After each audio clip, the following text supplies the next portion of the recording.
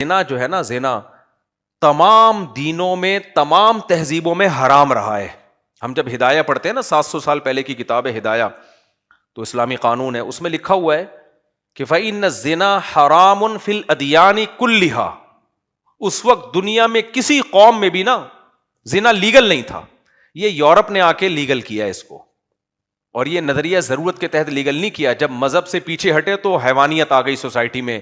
جب حیوانیت آ گئی تو ایکسیپٹ کرنا پڑا اس کو، کیونکہ مذہب روک سکتا ہے. مذہب کو نکال دیا تو اب درندگی، جو کام جانور کرتے ہیں فزیکل ریلیشن، تو وہ کام انسانوں میں آ گیا. مجبور ہو گئے، اب روک نہیں سکتے. شراب بھی آ گئی، جوا بھی آ گیا، زنا بھی آ گیا، خنزیر بھی آ گیا. پہلے گورے تھوڑی خنزیر کھایا کرتے تھے. اب ساری چیزوں کو انہوں نے لیگل کر کے، یہاں تک کہ پھر وہ مردوں سے بدفعلی بھی آ گئی تو اس کو بھی لیگل. سب کچھ کیا ہو گیا ان کے ہاں؟